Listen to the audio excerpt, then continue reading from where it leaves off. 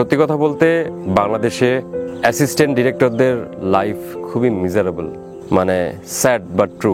আর্টিস্টের বাসায় যে থাকা, বাসার নিচে ঘন্টার পর ঘন্টা বসে থাকা তাকে পিক করার জন্য, এটাও করছি। স্ক্রিপ্ট দিয়ে আসা যে এটা করো, ওটা করো, ওটা করো, এটা করো, বাট এটা কেন করতেছি এটার ব্যাখ্যা কখনো পাইতাম না। আর্টিস্ট যে কেউ হইতে পারে। আমি হুট করে এসে ডিরেক্টর কি চাচ্ছে বা কি বলতে চাচ্ছে, ওনার মাথার ভিতরে কি চলতেছে, এটা তো আমাকে ঠাস করে বুঝে ফেলতে হবে। আমি অনেক লাকি এবং আমি গ্রেটফুল দুইটা পার্সনের কাছে, অমিতাভ রেজা এবং রাশেদ জামান ভাইয়ের কাছে। আমি সুমন সরকার, আমি একজন সিনেমাটোগ্রাফার। আমার বেড়ে ওঠা আসলে খুলনা জেলায় এবং ছোটবেলা থেকেই আসলে গ্রামের বিশুদ্ধতা এবং গ্রামের যে ন্যাচারাল পরিবেশে আসলে বড় হয়ে ওঠা, এবং এরপরে আসলে গ্রাম থেকে শহরে আসা এবং সেখানে জেলা স্কুলে পড়াশোনা করি এবং জেলা স্কুল থেকে তারপরে কলেজ, দেন খুলনা ইউনিভার্সিটি, দেন আসলে এই প্রফেশনে আমার ট্র্যাক চেঞ্জ করে এই প্রফেশনে আসা। আমি পড়াশোনা করছি জেনেটিক ইঞ্জিনিয়ারিংয়ে। মাঝে মাঝে ভাবি যে এমন অনেক কিছুই হবে যা কখনো ভাবনি আগে, বাট আমাদের ফিউচারে এমন অনেক কিছু ওয়েট করতেছে যেটা আমরা কখনো ভাবিই নাই। সো আমারও আসলে ওই এরকম ভাবনাটা ছিল না যে আসলে ইন ফিউচার আমি জেনেটিক ইঞ্জিনিয়ার না হয়ে আসলে একজন সিনেমাটোগ্রাফার হব, সেই ভাবনাটা আসলে ছিল না। এটা সময়ই আমাকে, ওই পরিস্থিতি আমাকে ওই ডিসিশন নিতে বাধ্য করছে। ইউনিভার্সিটিতে খুবই ফাইনাল একদম থাকে না যে গ্রাজুয়েশন শেষ করা একদম শেষ মুহূর্তে ফাইনাল ইয়ারে আমাদের ভার্সিটিতে একটা ঘটনা ঘটে। মানে খুবই, এটা ঠিক ঘটনা না, এটা বেসিক্যালি দুর্ঘটনা আর কি, মারামারির ঘটনা। যে ঘটনা থেকে বেসিক্যালি ভার্সিটি 3 মাস বন্ধ থাকে। অন ক্যামেরা মোস্ট প্রবলি এটাই বলছি আমি, যে আমি 2 বছরের জন্য আমি ইউনিভার্সিটি থেকে সাসপেন্ডেড ছিলাম। ভার্সিটির মানে থাকে না একটা ত্রিসীমানে আমি ঢুকতে পারবো না, আমার নিষিদ্ধ করে দেওয়া হয়েছিল, যেটার জন্য আমি দায়ী না আসলে। সেটা অবশ্য পরবর্তীতে ইউনিভার্সিটি অথরিটি সেটা বুঝতে পেরেছিল। শুধু আমি না, আমার সাথে আরও কয়েকটা আমার ফ্রেন্ড, আমার খুব ক্লোজ কিছু ফ্রেন্ড আসলে তাদেরকে ফাঁসানো হয়। এই সাসপেনশন, 2 বছরের সাসপেনশন, এটা এখনো পর্যন্ত টিল নাও আমার বাবা মা জানে না তার ছেলে ভার্সিটি থেকে 2 বছরের জন্য সাসপেন্ডেড। সো এটা তাদের জন্য নেওয়া খুব কষ্টকর হয়ে যেত আর কি ওই সময় জানলে। আমার ফ্রেন্ড সার্কেল একটা গ্রুপ ছিল, আমি সবার নাম হয়তো এখানে বলতে পারতেছি না, বাট এই গ্রুপটাকে আমি মিস করি। এবং এই গ্রুপের সবাই কিন্তু সামহাও বিভিন্ন, কেউ 1 বছর, কেউ 3 বছর, কেউ 2 বছর মেয়াদে সাসপেনশন করা হয়েছে। তারাও ভুক্তভোগী। আমি একটা জিদ হিসেবে নিয়েছিলাম আমার সাবজেক্ট ট্র্যাকেই থাকবো না, এখন আমার কাজ করে। আমার ফ্রেন্ডরা এখন মাস্টার্স করা শুরু করতেছে, আর আমি এখন নতুন একটা সাবজেক্টে হাতে করে নিব, মানে it's a complete new journey, এবং দেখি 10 বছর পরে কি হয়। সো এই জিদটা আমার নিজের সাথে নিজের ছিল। আমি নিজেকে চ্যালেঞ্জ করছি যে আমি এটা শেষ দিকে ছাড়বো এবং দেখতে চাই। স্টিল আমার শেষ এখনো আসে নাই, আমি স্টিল রানিং, আমি স্টিল শিখছি, স্টিল লার্নিং প্রসেসের ভিতরে আছি, বাট দেখি এটা শেষ কোথায় হয়। বেসিক্যালি যেটা তৈরি হয়েছে ওই সময় 3 মাস থাকে না, যে 3 মাসে তো বেসিক্যালি আমি লুকায় ছিলাম লিটারেলি। ঢাকায় এসে আমি প্রথমে যেটা করছি সেটা হচ্ছে যে বাংলাদেশ ফিল্ম ইনস্টিটিউট থেকে আমি একটা কোর্স করে ফেলছি। এটা টোটাল ফিল্ম মেকিং এর উপর একটা কোর্সটা ছিল। ফিল্ম হিস্ট্রি থেকে শুরু করে film making, crafting, processing, cinematography, lighting, editing, sound, everything পুরো প্যাকেজ ছিল। যে আসলে খুলনা থেকে ঢাকায় আসা থাকে না, যে একদম আউটসাইডার বলা যায় আর কি, কোনো নেটওয়ার্কিং নাই, কাউকে চিনি না, বাট আমি সোর্স করতেছিলাম যে কার মাধ্যমে আসলে মিডিয়াতে, মানে ইন্ডাস্ট্রিতে আসলে ঢোকা যায়। কৌশিক শঙ্কর দাস ওই সময় খুব নাম করা একজন ডিরেক্টর ছিলেন। সো জাস্ট ওনাকে নক করলাম, নক করে ওনার নাম্বারটা নিলাম। দেন নাম্বারটা নেওয়ার পরে ওনাকে ফোনে কথা বললাম যে দাদা আমি খুব ইন্টারেস্টেড, আমি শিখতে চাই, প্লিজ কাইন্ডলি আমাকে আপনার সাথে থেকে যদি কাজ শেখার সুযোগটা দিতেন আর কি। উনি অ্যালাউ করলেন, ফাইন। অ্যালাউ করে ওনার 4 নাম্বার এডি, আমি ইন্ডাস্ট্রিতে ঢুকছি আসলে অ্যাসিস্ট্যান্ট ডিরেক্টর হিসেবে। 4 নাম্বার এডি হিসেবে ঢোকার পরে আমার মনে আছে স্টিল, তখন ওই প্রোডাকশনটা, আমি প্রথম যে প্রোডাকশনের শ্যুট দেখতে যাই, চঞ্চল ভাই ছিলেন, আর হচ্ছে আমাদের মৌ আপু ছিলাম, সাদিয়া ইসলাম মৌ আপু, ওনারা আর্টিস্ট হিসেবে ছিলেন। ওনাদেরকে আমি প্রথম সামনাসামনি আমি দেখছি। এরপর থেকে আসলে আমার যেহেতু নিজের ক্যামেরা ছিল, আমার তখন 7D যখন মাত্র তখন নতুন বাজারে আসলো, 7D আসলো। আমার বাপকে বলে, বাপ রাজি হয় নাই, আমার বোনকে রাজি করায়, আমার বোন, বড় বোনের কথা বলছি, আমার বড় বোন, আমার দুলাভাই বেসিক্যালি অনেকটা আমার এই প্রফেশনে অনেক সাপোর্ট করছে। আমার মায়ের সাথে কমিউনিকেশন অনেক ভালো, মাকে আমি অনেক কিছু বলে ফেলতে পারি নির্দ্বিধায়, চিন্তা ভাবনা ছাড়া। বাবাকে আসলে এখন হয়তো ওই জিনিসটা নাই। আমি ওই সময়ের কথা বলতেছি, যে তখন তাকে কিছু বলতে গেলে আসলে 2বার ভেবে বলতাম আর কি, ব্যাপারটা এরকম। আমার এক ছোট ভাই, ও ফার্মেসি ডিপার্টমেন্টে পড়তো, ওর নাম হচ্ছে ইমন। ও একটা ডিভিডি এনে বলে যে ভাই তুমি এটা দেখো, এটার নাম হচ্ছে বারাকা। আমি বলবো যেটা ইটস এ মাস্ট ওয়াচ। এবং বারাকা এবং স্যামসারা, এটা সিকুয়াল আছে স্যামসারা। এবং বারাকাটা দেখার পরে মানে এটা কমপ্লিটলি কোনো উইদাউট ডায়লগ একটা ডকুমেন্টারি, এবং ইটস এ প্যাশন প্রজেক্ট। এটা ডিরেক্টর এবং ডিওপি রন ফ্রিকি। সো রন ফ্রিক বেসিক্যালি যেভাবে এই প্রজেক্টটা শ্যুট করছে, এবং পরে হিস্ট্রি জানলাম যে আসলে 70টা দেশে শ্যুট করছে 4 বছর ধরে। প্যানাভিশন 70mm ক্যামেরা দিয়ে শ্যুট করা, ফিল্ম ক্যামেরা। সো লাইক থাকে না যে 35 মানে যে 35mm ক্যামেরা, সো এটা ডাবল রেজুলেশন, ডাবল উইথ, মানে 35 এটা 70, এবং কস্টিংও আসলে ডাবল।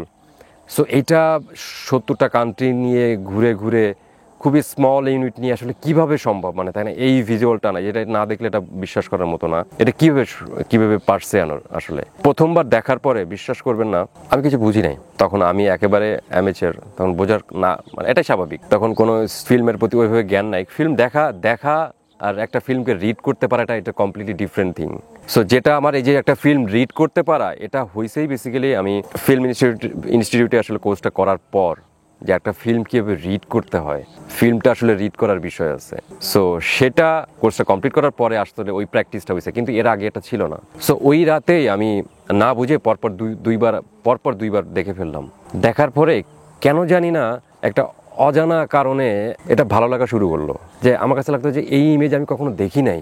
দেন আমি আস্তে আস্তে এটার গল্পের পাতার, বইয়ের পাতার মতো আস্তে আস্তে করে পাতা উল্টাতে ডিসকভার করতে থাকলাম যে আসলে কিভাবে এটা করছে এবং কেন করছে। থাকে না যে ইমেজ দিয়ে আসলে কিভাবে স্টোরি টেল করা যায়, এইটা এক্সপ্লোর করার প্রসেসটা শুরু হলো। সো ওই জায়গা থেকে আমার মনে হয়েছিল যে আমার একটা ক্যামেরা দরকার। আমার একটা ক্যামেরা না থাকলে আমি আসলে এটা খুব দ্রুত আমি ঘটাতে পারবো না। সো ওই জায়গা থেকে আমরা বাবা মাকে প্রেশার দিছি, পরে টাকা দেওয়ার পরে একটা 70 কিনলাম। 70 কিনে যেটা হইতো, আমি বললাম যে ওই যে এডি ছিলাম, আমাকে এডিগিরিও করতে হইতো, আবার বিহাইন্ড দ্য সিন বিটিএস বলেন বা ভিডিও বলেন, থাকে না বিভিন্ন রকম, এটা করাই লাগতো আর কি, দুইটা পাশাপাশি। আমি এনজয় করতাম, ইটস ফাইন। সত্যি কথা বলতে বাংলাদেশে অ্যাসিস্ট্যান্ট ডিরেক্টরদের লাইফ খুবই মিজারেবল, মানে স্যাড বাট ট্রু। কিন্তু ফিকশনে বা নাটকে ওই সময় যেটা বললাম যে এরা আসলে এদের কাজই আসলে ছিল, আমার কাছে লাগে যে ওই সময় আমি যেটা করছি, আমি জাস্ট অর্ডার ফলো করছি আর নাথিং, যে এটা করো ওটা করো ওটা করো এটা করো। বাট এটা কেন করতেছি এটার ব্যাখ্যা কখনো পাইতাম না। আমার ইন্টেনশনটা একটু অন্যরকম ছিল, যে আমি বেসিক্যালি এই ইন্ডাস্ট্রিতে যেহেতু আমার পরিচিত কেউ নাই, আমার সবাই আমার অপরিচিত। সো আমি বেসিক্যালি ইন্ডাস্ট্রি ওই নেটওয়ার্কিংটা করতে চাইছি, যে আগে পরিচিত হই, যে কে কোথায় কিভাবে কাজ করে, কি কাজ করে। আগে তো ঢুকতে হবে, আমি না ঢুকিতে আসলে দেখতে এক্সপ্লোর করার ওয়ে নাই, বাইরে থেকে দেখে আসলে বোঝার উপায় নাই। আর্টিস্টের বাসায় যে থাকা, বাসার নিচে ঘন্টার পর ঘন্টা বসে থাকা, তাকে পিক করার জন্য এটাও করছি, তাকে হচ্ছে স্ক্রিপ্ট দিয়ে আসা, যেগুলো জব আর কি বলে, যে না মানে অ্যাসিস্ট্যান্ট ডিরেক্টরদের মোস্টলি জব হচ্ছে এইগুলো, ম্যানেজারিয়াল জব। কিন্তু ও যে ইন ফিউচার যে ডিরেক্টর হওয়ার জন্য যে ওর ম্যানেজারিয়াল জবের পাশাপাশি যে ওর আরেকটা গুণ থাকা দরকার আসলে, যেটা আসলে ডে বাই ডে এটা প্রসেস করতে হয়, যে ডিরেকশন দেওয়ার, ক্রাফটিং প্রসেসটা শেখার, যে আসলে কিভাবে আসলে ও পারফর্মারকে অ্যাক্টিং গাইড করতেছে, অ্যাক্টিংটা বের করে আনা কিভাবে, থাকে না যে এটার একটা তরিকা আছে। ডিরেক্টরকে কিন্তু খুব ভালো অ্যাক্টর হইতে হয়, না হলে আসলে পারফর্মারের কাছ থেকে ওই অ্যাক্টিংটা বের করে আনতে পারে না। আমি ডিরেক্টরের কথা বলতেছি আর কি। কিছু গুণাবলী থাকতে হবে, যেটা না থাকলে আসলে হয় না। ওই 4th অ্যাসিস্ট্যান্ট থেকে ওনার 3rd অ্যাসিস্ট্যান্ট, দেন নুজাদ আলভি আন্টি নামে একজন ছিলেন ডিরেক্টর, ছিলেন ওনার 2nd এডি, দেন কৌশিকদার যিনি চিফ এডি ছিলেন তুহিন হোসেন, ওনার চিফ এডি হয়ে আমি ইন্ডাস্ট্রিতে কাজ করছি, মানে ফিকশন করছি। দেন আমি সুইচ করছি, যে ওকে ফাইন। আমি যখন বুঝছি যে আমি 3.5 বছরের মতো এরকম অ্যাসিস্ট্যান্ট ডিরেক্টর ছিলাম, দেন আমি ওকে ফাইন, আমার একটা ডিরেক্টোরিয়াল পার্সপেক্টিভ থেকে না, যে একটা সিনেমাটোগ্রাফারে কিন্তু ওর নানা ধরনের পার্সপেক্টিভ জানতে হয়, ওকে এডিটিং সেন্স থাকতে হয়, ওকে ডিরেক্টোরিয়াল পার্সপেক্টিভ থাকতে হয়, নাহলে আসলে কানেক্ট করতে পারবে না ডিরেক্টরের সাথে। সে ডিরেক্টর কোনো একটা টার্ম বললো, বা ডিরেক্টর কোনো একটা ভিশন বললো, চার্ম বললো, কি চাচ্ছে, সো ওইটার সাথে ওই ফ্রিকোয়েন্সির সাথে মানে ম্যাচ করানোর জন্য হলেও আমার ডিরেক্টোরিয়াল পার্সপেক্টিভ একজন সিনেমাটোগ্রাফারের থাকা দরকার, অ্যাজ ওয়েল অ্যাজ এডিটিং সেন্সও। নাহলে আসলে ও একটার পর শর্ট যে নিচ্ছে, ওকে তো এডিটটা মিলাই দিতে হয়। দেন তো আসলে এডিটিং টেবিলে যাওয়ার পরে এই শটের পরে এই শট, এই শটের পরে এই শট, দেন একটা ফ্লো ক্রিয়েট হওয়ার পর একটা ইমোশন ক্রিয়েট হয়, দেন অডিয়েন্স ওই ইমোশনে ভেসে যায়, কাঁদে, হাসে। আমি শুরুতেই একটা ডিরেক্টোরিয়াল পার্সপেক্টিভ, একটা কনভারসেশন বা একটা সিস্টেমের ভিতরে আমি থাকছি। সো থাকে না যে একজন ডিরেক্টর কীভাবে ডিরেকশন দিচ্ছেন, উনি কীভাবে পারফর্মারের কাছ থেকে, অ্যাক্টরের কাছ থেকে কীভাবে অ্যাক্টিংটা আদায় করে নিচ্ছেন, কীভাবে ব্লকিংটা করছেন, এটা আর একটু বেশি আমার কাজ করছে। যখন আমি প্রথম অ্যাজ এ সিনেমাটোগ্রাফার যখন আমি ফিকশন করতে যাই সেটা তখন আরও এক্সপিরিয়েন্সটা আরও বেটার। আমি সেখানে একটু অ্যাড করে দিই। প্রথম ক্যামেরার কাজ বেসিক্যালি একটা শর্ট ফিল্ম, নিজেদের একটা শর্ট ফিল্ম ছিল। আমি বাংলাদেশ ফিল্ম ইনস্টিটিউট থেকে কোর্স করার পরে একটা শর্ট ফিল্ম শ্যুট করি। তখন এটা খুবই ক্যামেরা ছিল ওই ক্যাসেটের মিনি ডিভি ক্যামেরা। সো মনে আছে খুবই একটা হরর ফিল্ম আমরা নিজেরা খুবই একটা এক্সপেরিমেন্টাল প্রজেক্ট শ্যুট করি খুলনাতেই। সেটার নাম ছিল নিউমা। সেটা এখনো পর্যন্ত আলোর মুখ দেখে নাই। ওটার ক্যাসেট মিনি ডিভি 6টা মিনি ডিভি ক্যাসেট এখনো আমার বাসায় আছে। সো ওইটা শ্যুট করতে যে আসলে অনেক কিছু থাকে না, যে অনেক কিছু এক্সপ্লোর করতে পারছে। শেখার জায়গাটা যেখানে আসছে আমার প্রথম ফিকশন, যেটা মানে প্রথম ফিকশন বলতে আর কি প্রথম নাটক শ্যুট করছি আমি অ্যাজ এ সিনেমাটোগ্রাফার, সেটা হচ্ছে অমিতাভ রেজা চৌধুরীর সারফেস 2014 সালে। এই সারফেস করতে যে আমি প্রথম বেসিক্যালি অনেক কিছু ওই সেট থেকেই অমিতাভ ভাইয়ের কাছ থেকে আসলে শিখতে পারছি না প্রসেস। মানে উনি তো খুবই জ্ঞানী এবং অভিজ্ঞ একজন বর্ষিয়ান ডিরেক্টর আমাদের ইন্ডাস্ট্রির। উনি কিভাবে আসলে ক্যারেক্টারদেরকে ব্লকিং করাচ্ছেন, কিভাবে অ্যাক্টিং গাইডটা করতেছে, দেখেন না যে কিভাবে ওনার আলোর ব্যবহার এবং অ্যাঙ্গেল এবং লেন্সিং। উনি এতটা টেকনিক্যাল ডিরেক্টর, মানে খুবই সাউন্ড ডিরেক্টর, যে উনি আসলে লেন্সিং বলে দিতে পারে যে এখান থেকে আসলে কোন লেন্সে, এটা উনি জানে, উনি ইমাজিন করতে পারে। এই লেন্সিংটা কেন উনি ইউজ করতেছে সেটার এক্সপ্লেনেশন উনি ওই সময় দিত। সো ওই প্রসেসটাও সময় আমি বলবো যে আমার লাইফ ক্যারিয়ারের আসলে একটা টার্নিং পয়েন্ট। এটা সারফেস করতে যে আমি আসলে খুব ভালোভাবে এক ধরনের শিখতে পারছি ওনার কাছ থেকে। নর্মালি ওনার সব ফিকশনগুলো এর আগে ওই সারফেসের আগে যতগুলা সবই করছেন রাশেদ জামান স্যার। উনি আমাদের কাছে আসলে ওনার হাইটটা আসলে অনেক উপরে। ওনার জায়গাটায় কাজ করতে পারাটা এটা খুবই নার্ভাসের বিষয়। এখন যে কনফিডেন্সটা আছে, ওকে আমি স্টিল লার্নিং, বাট একটা সার্টেন কনফিডেন্ট আছে যে না কিছু হলেও আসলে আমি একটু জানি। সো রাশেদ ভাই কে ইন্ট্রোডিউস করাই দিলেন, মানে আমার সাথে ইন্ট্রোডিউস করে আমাকে পরিচয় করে দেওয়ার পরে আমি তখন মেন্টরশিপ পাইলাম। আমি অনেক লাকি এবং আমি গ্রেটফুল এই দুইটা পার্সনের কাছে, অমিতাভ রেজা এবং রাশেদ জামান ভাইয়ের কাছে। ফার্স্ট অফ অল অমিতাভ ভাই তো আমাকে এই চান্সেসটা দিলেন। মার্কেটে তখন অনেকেই ভালো ডিওপি আছে যারা এখন তখনও পর্যন্ত অমিতাভ ভাইয়ের সাথে কাজ করার সুযোগ হয় নাই, বাট আমি এত ছোট একদম অ্যামেচার তার সাথে কাজ করার শুরুতেই থাকে না যে জীবনের প্রথম ফিকশন নাটক। এর আগে আমি শর্ট ফিল্ম করেছি, মিউজিক ভিডিও করতাম, থাকে না ডকুমেন্টারিজ করতাম, এভি করতাম। ওই জায়গা থেকে আমি অনেক লাকি। রাশেদ ভাইয়ের সাথে ইন্ট্রোডিউস করার পরে ওনার গাইডেন্স আমি পেয়েছি, ওনার মেন্টরশিপ আমি পেয়েছি, যে কিভাবে থাকে না যে টেকনিক্যাল টার্ম আমি রিসোর্সগুলো কোথায় পাবো। অনেকগুলো বইয়ের রেফারেন্স দিতেন, আমি যে বইগুলো আমি কিনে আবার পড়া শুরু করছিলাম, এবং অনেক ফিল্মের রেফারেন্স দিতেন, অনেক জার্নালের রেফারেন্স দিতেন, যেগুলো থাকে না যে ওই যে রিসোর্স আমরা ভাবি যে আমরা কোত্থেকে শিখবো। শুধুমাত্র এই সিনেমাটোগ্রাফির উপর কোনো ইনস্টিটিউশন নাই এবং সেটা নিয়ে সরকারের কোনো চিন্তা ভাবনাও নাই, ভাবনা চিন্তাও নাই, কারো কোনো মাথা ব্যথাও নাই। কিন্তু এটা যে একটা বিশাল একটা ইন্ডাস্ট্রি এবং একটা দেশের মানুষ এত স্টুডেন্ট যারা ইন্টারেস্টেড, এদেরকে আসলে কিভাবে ফ্যাসিলিটেট করা যায়, কিভাবে এডুকেটেড করা যায়, সেটা নিয়ে আসলে ভাবনা চিন্তাটা আসলে কম। বাট যতটুকু যার যেটা ইচ্ছা, যেমন আমার মতো যে আমি সেলফ থট, মানে কি আমি নিজে শিখছি, থাকে না যে আমাকে হয়তো রাস্তাটা দেখাই দিচ্ছে রাশেদ ভাই যে তুমি এই রাস্তা দিয়ে হাঁটো, কিন্তু হাঁটতে গিয়ে থাকে না অনেক ধরনের সিচুয়েশন ফেস করতে হয়েছে, আমাকে শিখতে হয়েছে। সো শেখার প্রসেসটা আমাকে নিজে করতে হয়েছে। এখন বাংলাদেশে কিছু ইউনিভার্সিটিতে কয়েকটা ফিল্ম ডিপার্টমেন্ট আছে, সেখানে হয়তো শেখানো হয়, বা ইনস্টিটিউট আছে কিছু, সেখানেও শেখানো হয়, কিন্তু এটা আসলে এনাফ না আমার কাছে লাগে। কারণ এটা খুবই সারফেস লেভেলে ইনফরমেশন দিয়ে থাকেন এনারা, এবং ইনডেপথ আসলে ঢোকা যায় না। সো আমি বলবো যে আই সাজেস্ট, যদি তার সামর্থ্য থাকে সে আসলে বাইরের কোনো ফিল্মসগুলো যদি পড়াশোনা করতে পারে, সো ভালো। ইন্সপিরেশনের জায়গা থেকে যে থাকে না মোটিভেশন যদি কারো দরকার হয়, তাহলে মিশুজ্জামান স্যারের কাজ এবং ওনার যে পার্সোনাল ফিলোসফি, ওনার চিন্তাধারা, সেটা যদি কেউ একটু ইনডেপথে ঢোকে তাহলে বুঝতে পারবে। ফার্স্ট ফিল্ম নডরয়ের এক্সপিরিয়েন্স এবং এটার প্রি প্রোডাকশন যে ফেজ, এটার সাথে ইমোশনালি ইনভলভ হওয়া, শুটিং প্রসেস এবং শুট শেষ করা, অনেক সিচুয়েশন আসছে যেগুলো আমি আগে কখনো ফেস করি নাই, বাট আমি ওই সিচুয়েশনে ওই সময় আমাকে ফেস করে আমাকে ওটাকে ডিল করতে হয়েছে, সেটা এক্সিকিউট করা লাগছে। সমুদ্রে ভেসে শুট করার যে এক্সপিরিয়েন্স, এটা কখনো ছিল না আগে, সেটা করা লাগছে। সমুদ্রের নিচে গিয়ে আন্ডার ওয়াটার শুট করছি সেন্ট মার্টিনে গিয়ে, সেটাও এক অদ্ভুত অভিজ্ঞতা, যে ক্যামেরা হাতে নিয়ে সেটা সমুদ্রের তলায় চলে, যে গগলস তারপরে অক্সিজেন মাস্ক এগুলো ছাড়াই এমনিতেই খালি চলে যে শুট করে নিয়ে আসা, এটা খুব অদ্ভুত রকমের ফিলিং ছিল। এখন আমরা বলতে পারি যে শুটিং মানে হচ্ছে যে আপনাকে রেডি থাকতে হবে, যে কোনো সময় আসলে যে কোনো ধরনের আনএক্সপেক্টেড সিচুয়েশন তৈরি হতে পারে। একজন সিনেমাটোগ্রাফারের ভালো ম্যানেজার হইতে হয়, একজন সিনেমাটোগ্রাফারকে অনেকগুলো ডিপার্টমেন্টকে সামলানো বলতে কি ও ডিল করতে হয়। Costume department, art department, production design, makeup, directorial team, director, producer, light department, camera department, সবগুলোর সাথে এটা inter connected. Visually story telling করা, এটা সব ডিপার্টমেন্ট কানেক্টেড। সো আপনাকে প্রত্যেকটা ডিপার্টমেন্টকে ফেস করতে হয়, প্রত্যেকটা ডিপার্টমেন্টের আউটপুটের সাথে আপনার আউটপুট জড়িত। প্রোডাকশন ডিজাইন ভালো না হলে আসলে আপনি যত ভালো লাইট করেন, যদিও এটা গল্পের উপর ডিপেন্ড করে বা ওই পার্টিকুলার সিন আসলে কি ডিমান্ড করতেছে সেটার উপর ডিপেন্ড করে। এখানে পারফরমেন্সে জড়িত।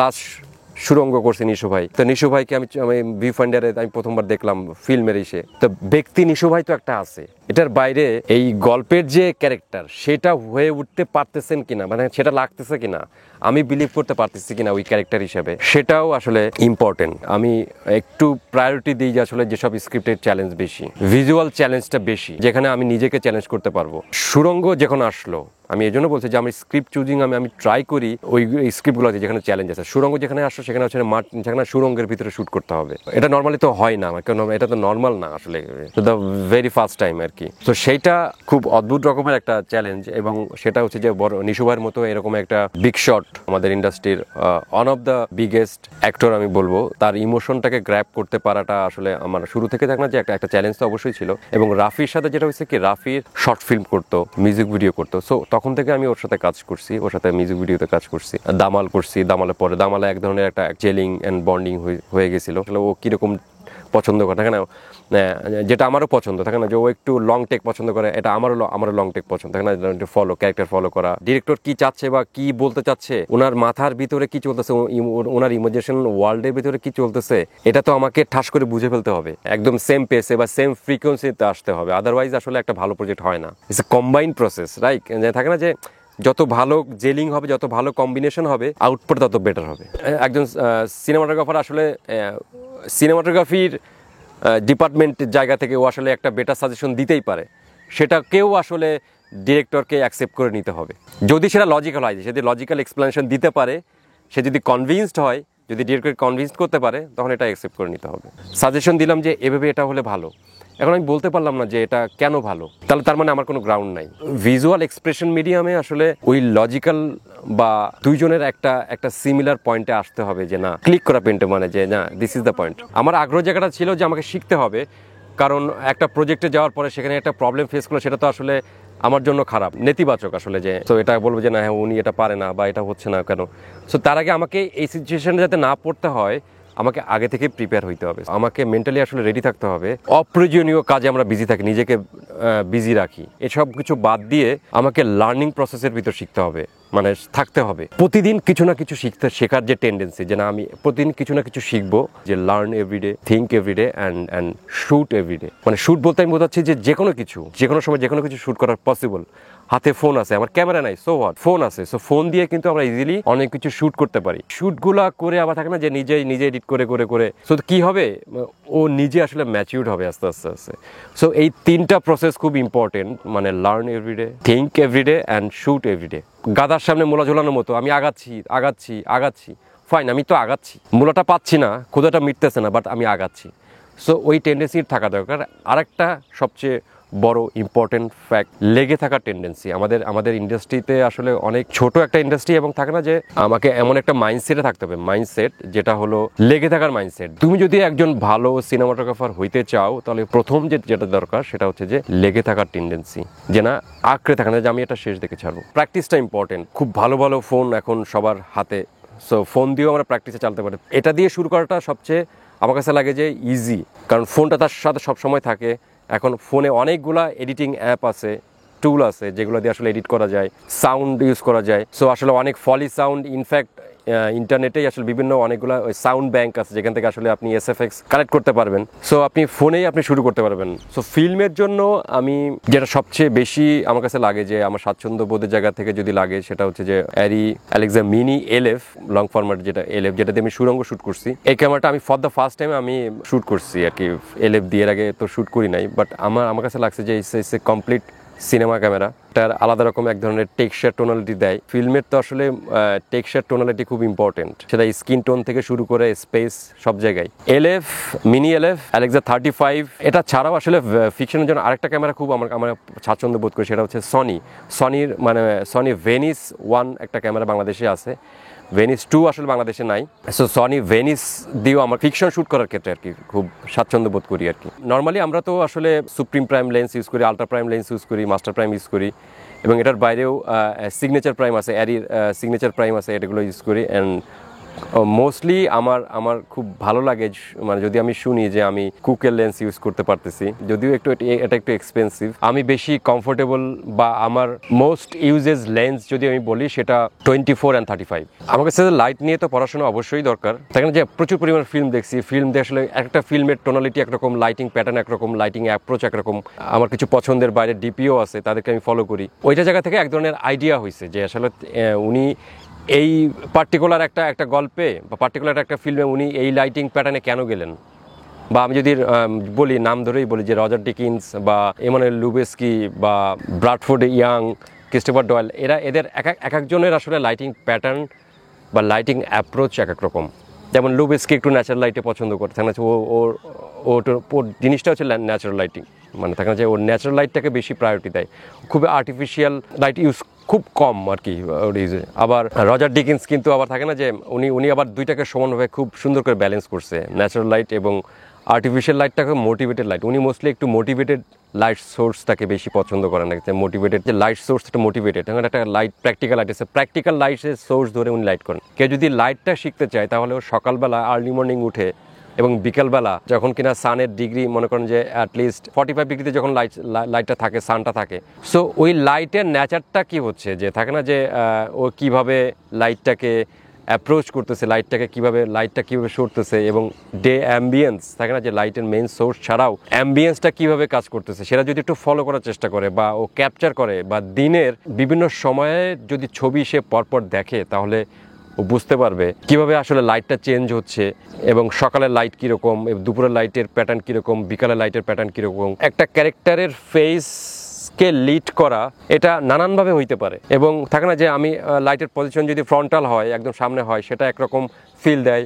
লাইটের পজিশন যখন অ্যাটলিস্ট থাকে না ক্যামেরা অ্যাঙ্গেল থেকে 90 ডিগ্রিতে থাকে তখন একরকম ফিল দেয়, যখন 45-এ থাকে তখন একরকম ফিল দেয়, যখন রিভার্স স্কিন 135 ডিগ্রিতে যায় তখন একরকম চেহারার একটা ডেফিনেশন তৈরি হয়, তখন মিস্ট্রি তৈরি হয়। আমি কি ফেসে মিস্ট্রি তৈরি করতে চাই? আমার এক্সপ্রেশন ওয়াইজ কি আমার মিস্ট্রি দরকার, নাকি খুবই রোমান্টিক ফিল দরকার, নাকি কমেডি ফিল দরকার, নাকি হরর ফিল দরকার? এটা স্টোরি বলে দেয় যে চেহারার ডেফিনেশনটা আসলে কি হবে, চেহারাটা কিভাবে লিড হবে, ওই অনুযায়ী তখন পজিশনিং করা হয়। কিন্তু আমার কাছে যেটা মনে হয় সবচেয়ে বড় যে জিনিসটা, সেটা হচ্ছে যে কনসিস্টেন্সি। যেটা হচ্ছে যে মনে করেন যে সকালবেলায় আপনি একটা সিন করলেন, এটার সাথে আরেকটা কানেক্টিং সিন আছে আরেক জায়গায়, সেটা হয়তো আজকে শুট করবেন না 2 দিন পর বা 3 দিন পর। সো তখন যেটা যে সিনটা করবেন এটা একই টাইমে, কারণ আমরা তো যখন দেখি, আমরা একটা সিন বা পরপর 2টা সিন হয়তো 2 সময় শুট করি, কিন্তু দেখার সময় আমরা একই সময়ে দেখি। এখন যদি সেখানে light, in terms of lensing যদি কনসিস্টেন্সি না থাকে, তাহলে আপনার চোখে একটা জার্ক করবে, যেটাকে আমরা বলি ভিজুয়াল জার্ক। সো এই জার্কটা যত বেশি হবে তত বেশি কিন্তু ও আসলে অডিয়েন্স গল্প থেকে বের হয়ে আসবে। জনরা ওয়াইজ কিন্তু আপনার ক্যামেরা অপারেশন বা ক্যামেরা মুভমেন্ট কিন্তু এক এক রকম হতে পারে এটা অ্যাকশন ফিল্ম, হতে পারে এটা কমেডি, অথবা হতে পারে এটা থ্রিলার, অ্যান্ড এটার সাথে হতে পারে এটা ড্রামা, একদম পিওর ড্রামা, সম্পর্কের গল্প। যে এখানে মুভমেন্টটা কি হবে, রাইট? আমি যে এই মুভমেন্টটা করবো, আমি কি এটা স্ট্যাটিক রাখবো, নাকি আমি স্টেডিকামি ফলো করবো, নাকি আমি শোল্ডারে ফলো করবো, নাকি আমি ডেভিড ফিঞ্চারের মতো যে ক্যারেক্টার মুভ করলেই আমি মুভ করবো, কোনটা কিভাবে রাখলে আপনার গল্পটাকে সার্ভ করতেছে। আপনি যখন হ্যাবিচুয়েটেড হয়ে যাবেন তখন আপনার রুলস মানার কিছু নেই, এটা অটোমেটিক আপনার বডি সিস্টেম, মাইন্ড সিস্টেম এমনভাবে কাজ করবে, এটা অটোমেটিক্যালি কোনো না কোনো ফরম্যাটে এটা পড়ে যাবে, আপনার সাবকনসিয়াস মাইন্ডে এটা হয়ে যাবে। ইম্পর্টেন্ট যেটা, সেটা হচ্ছে যে আমার কাছে লাগে পয়েন্ট অফ ইন্টারেস্ট ক্রিয়েট করা একটা ফ্রেমে, যে আপনি অডিয়েন্সকে গাইড করবেন। ও এক দৃষ্টিতে যদি ফ্রেমের দিকে তাকায়, তাহলে আপনি অডিয়েন্সের চোখটা আসলে কোথায় গাইড করতে চান, আপনার সাবজেক্টটা কোথায়, সেটা আপনি থ্রু কম্পোজিশনও করতে পারেন, থ্রু লাইটিংও করতে পারেন, সেটা আসলে যে যেভাবে প্রিফার করে। বাট ইম্পর্টেন্ট ফিল্মে আসলে পয়েন্ট অফ ইন্টারেস্ট ক্রিয়েট করা, যে আসলে আবার অন্যটাও হয়, মিসগাইডও করা, তাই না? মানে দুইটাই আছে, মানে যেমন রুল অফ থার্ড আছে, আবার রুল অফ অডও আছে, তাই না? যে সো যেটা আবার আমার কাছে লাগে যে আমার মাঝে মাঝে আমি এমন কম্পোজ করি যে রুল অফ নাথিং, তাই না? যে ভাল লাগতেছে, ওকে ফাইন, পুরো স্পেসের ক্যারেক্টার বা নেচার অনুযায়ী তখন সাবজেক্টকে এমন একটা পজিশনে রাখি যে এটা আসলে কোনো কিছুর মধ্যে পড়তেছে না, rule of nothing, but interesting লাগতেছে, মানে আমার কাছে মনে হচ্ছে যে ইন্টারেস্টিং লাগতেছে, তো আমি এটা করি। কিন্তু মানে ব্যাপারটা এরকম না যে আমি সবসময় রুল ফলো করি, নো, রুলটা ব্রেকও করি, আবার রুল ব্রেক করে আসলে এটা কিসের মধ্যে পড়তেছে সেটাও আসলে খুব বেশি বদার করি না, আনলেস যদি কিনা দেখি যে আসলে আমার ইমোশনাল যে মানে ক্যারেক্টারের ইমোশনাল যে স্টেট সেটা কনভে হচ্ছে কিনা, তাই না, যে সেটা কনভে করতে পারতেছে কিনা থ্রু ইমেজ বা থ্রু লাইট, তখন আর এটা নিয়ে বদার করি না। আমার কাছে লাগে যে এডিটিং এবং কালার গ্রেডিং এই দুইটা প্রসেসই আসলে ইম্পর্টেন্ট। কালার গ্রেডিং অনেক সময় হয় কি যে এটা এখন 50% কন্ট্রোল চলে গেছে কালার গ্রেডের হাতে। আমি ওটা করে কি পোস্টে যদি কালার মানে একজন সিনেমাটোগ্রাফারের সাথে যদি ঠিকঠাক মতো থাকে না, যে সিনেমাটোগ্রাফারের তো একটা পার্সপেক্টিভ থাকে, সে যদি না নেয় অনেক সময় করে কি যে এক্সপোজার বাড়ায় দেয়, কালার উল্টাপাল্টা হয়, নিজের মতো করে। এতে কি হয় সিনেমাটোগ্রাফারের যে ভিশন, কারণ সিনেমাটোগ্রাফার একদম থাকে না যে সে প্রথম থেকেই আছে, সো গল্পের সাথে সে খুব ইমোশনালি কানেক্টেড। একটা সিনেমাটোগ্রাফার ও কিন্তু এক ধরনের কালার প্যালেট মাথায় নিয়ে শ্যুট করে, ওই কালার প্যালেট মাথায় নিয়েই লাইট করে, এবং লাইটে আমরা জেলিং ইউজ করি, ডিফারেন্ট কাইন্ড অফ জেলিং ইউজ করি একটা লুক অ্যাচিভ করার জন্য বা একটা সার্টেন টোনালিটি অ্যাচিভ করার জন্য। সেটাকে যদি আপনি চেঞ্জ করে দেন বা সেটার একজন সিনেমাটোগ্রাফারের কাছ থেকে যদি সেটা না শুনে, তার ভিশনটা না শুনে, তার চিন্তাভাবনাটা না শুনে যদি আপনি এটা চেঞ্জ করে ফেলেন, তখন কিন্তু আলটিমেটলি সেটা থাকে না। অবশ্যই মিউজিকও সেম, আপনি একটা শর্ট দিলেন কিন্তু ওটার সাথে মিউজিক ম্যাচ করতেছে না, মিউজিকটা যাচ্ছে না, তখন কিন্তু আলটিমেটলি ওই ফিলটা আসবে না, থাকে না, ওই ইমোশনটা গ্রো করবে না। Cinematography, lighting is kind of অলংকারের মতো আর কি, স্পেস অলংকারের মতো। একটা ভালো স্ক্রিপ্ট এবং ভালো স্ক্রিন প্লে একটা ফিল্মের ব্যাকবোন যেটাকে বলে। সো ব্যাকবোনটা স্ট্রং না থাকলে আসলে যতই আপনি অলংকরণ করেন না কেন, তাই না, আসলে আলটিমেটলি লাভ নাই দিন শেষে। সিনেমাটোগ্রাফি নিয়ে খুব বেশি চাপ নিতে চায় না, ইন এ সেন্স বলতে আর কি, যে এখন কাজ করছি, ভালো কাজ করার টেন্ডেন্সি আছে, বা ইন ফিউচার আরও ভালো কাজ করার বা আরও চ্যালেঞ্জিং কাজ করার এক্সপেকটেশন আছে, সো সেটা আমি চাইও। বাট এটার পাশাপাশি আমি আরেকটা কাজ করতে চাই, সেটা হচ্ছে যে আসলে অনেকে শিখতে চায়, অ্যাসিস্ট্যান্ট হইতে চায়, 2 দিন পর পর অনেকেই করে। সো এদের জন্য আসলে কিভাবে আসলে এদেরকে আরেকটু ফ্যাসিলিট করা যায় বা কিভাবে একটু জ্ঞানটা দেওয়া যায়, মানে থাকে না যে আমি হয়তো আমার প্রক্রিয়াটা ছিল যে হ্যাঁ আমি নিজে শিখছি, সেটা বই পড়ে হোক, সেটা জার্নাল বা ফিল্ম দেখে হোক, সেটা ওই তরিকাটা যাতে আরেকজনকে আমি দেখাই দিতে পারি। সো ওই জায়গা থেকে সেটা ওয়ার্কশপ বলেন, মাস্টার ক্লাস বলেন, বা এনি কাইন্ড অফ ফিল্মের কোর্স বলেন, সেটার মাধ্যমেও যদি হয়, সেটা আমি ইয়াংদেরকে আসলে শেখাইতে চাই। এটা ফিল্ম স্কুল হইতে পারে বা এনিথিং। আর্ন করার জায়গাটা সুযোগ অবশ্যই আছে। আপনি যদি একজন ভালো সিনেমাটোগ্রাফার হন, আপনি অবশ্যই ভালো আর্ন করতে পারবেন, কিন্তু এখানে কিছু ফ্যাক্টর আছে। ইন্ডাস্ট্রিতে অনেক ধরনের কমপ্লিকেশনস আছে, যে পেমেন্ট পাওয়া থেকে শুরু করে ঠিকমতো থাকে না, যে ক্লায়েন্ট দিচ্ছে না, দিচ্ছে না, আসতেছেন, থাকে না, আপনি কাজ করছেন কিন্তু হয়তো টাকাটা হয়তো সবসময় আসলে ঠিকমতো হয়তো পাচ্ছেন না, বা 35% আপনি পাচ্ছেন ঠিকমতো, বাকি 65% সময় আপনি পাচ্ছেন না ঠিকমতো, বা নানান ধরনের ক্রাইসিস তৈরি হয়েছে, দেন প্রজেক্ট শেষ হওয়ার পরে ভাই একটু এটা কনসিডার করেন, ওটা কনসিডার করেন, এই ধরনের ঘটনা অহরহ। বাট আমরা কেন করি? কারণ ওই যে আপনি একবার যাকে ভালোবেসে ফেলবেন ভাই, তখন তার নিজের থেকে কি চলে যাচ্ছে, নিজের কি খোয়া যাচ্ছে, এটা মানুষ চিন্তা করে না। সো ওই প্যাশন, ওই ভালোবাসা, ওই মোটিভেশনের জায়গা থেকে আমরা কাজ করি। বাট ডেফিনেটলি দেশের বাইরে হাই স্যালারিটা একটা প্রফেশন। বাংলাদেশেও আপনি বিজ্ঞাপনে আপনি ইনকাম করতে পারবেন, বাট ফিল্মে স্কোপটা এত না, মানে বিজ্ঞাপনের মতো এত না। আমি এটা রেঞ্জ বলতে পারি যে এত থেকে এত বা এত থেকে এত, এরকম একটা রেঞ্জ। আমি নর্মালি কি হয়, যদি এখানে আসলে ইন্ডাস্ট্রিতে 2টা বা 3টা ক্যাটাগরির সিনেমাটোগ্রাফার আছে, যারা কিনা টপ টায়ার আছে, টপ টায়ার মানে মিডিয়াম টায়ার অ্যান্ড লো মানে জুনিয়র, অনেকে যারা কিনা শিখছে আর কি এরকম। সো টপ টায়ারে যারা আছেন, আমাদের সিনিয়ররা আছেন, সো এনাদের ক্ষেত্রে যেটা হয় যে আসলে একটা সিনেমা করতে গেলে সেটা ডিপেন্ড করে আসলে সিনেমাটা আপনার কতদিন শ্যুট হবে। মানে এখানে অনেকগুলো ভেরিয়েবলস আছে। যে সিনেমাটা 20-22 দিনে শেষ করবেন বা 18 থেকে 20 দিনে শেষ করবেন, সেটার রেমুনারেশন একরকম হয়, আবার 40 দিন যেটা করবেন সেটার রেমুনারেশন একরকম হয়। সো অন অ্যান অ্যাভারেজ আমি যদি ধরি যে একটা সিনেমা 25 থেকে 30 দিন লাগে, এটা ধরে যদি বলি, তাহলে টপ টায়ারে আপনার 5 থেকে 8 এটার মধ্যে থাকে। 8টাও একদম খুবই কম আর কি। সো এরকম, হ্যাঁ, এরকম একটা ইয়ে থাকে আর কি। আমি 2বার জাতীয় চলচ্চিত্র পুরস্কার পেয়েছি, 2019 সালে প্রথম নটরের জন্য এবং 2021 সালে লাল মোরগের ঝুঁটি ছবিটার জন্য। আর সুরঙ্গের জন্য আমি BFDA অ্যাওয়ার্ড সেটা রিসেন্টলি পেয়েছি। আরেকটা জিনিস, যেহেতু আপনাদেরকে এন্টারটেইন করার জন্যই বেসিক্যালি আমরা এত কষ্ট করি, আর কোনো উদ্দেশ্য নাই যে এই বাংলাদেশের জনগণ, বাংলাদেশের হিউজ পপুলেশন এই পপুলেশনটাকে এন্টারটেইন করার জন্যই কিন্তু আমরা ফিল্ম বানাই বা কন্টেন্ট বানাই বা বিজ্ঞাপন বানাই। ইফোর্টটা কিন্তু আপনাদের জন্য। সো আপনাদের এন্ড থেকে যদি এই সাধুবাদটা আসে আমাদের ইফোর্টের জন্য, সেটা অবশ্যই আমাদের ইন্সপিরেশন দিবে। যেহেতু আমাদের নানান ধরনের লিমিটেশনস আছে, আমরা ইন্ডাস্ট্রির অনেক অনেক লিমিটেশনস আসলে, মানে এমনি খুবই ছোট ইন্ডাস্ট্রি। সো ওই জায়গা থেকে বলছি। সো ওইটা আপনারা যদি একটু ইফোর্টটাকে সাধুবাদ জানান, তাহলে আমাদের ইন্সপিরেশন, মানে থাকে না যে নেক্সট আরও ভালো কাজ করার ইন্সপিরেশন যোগাবে। ধন্যবাদ।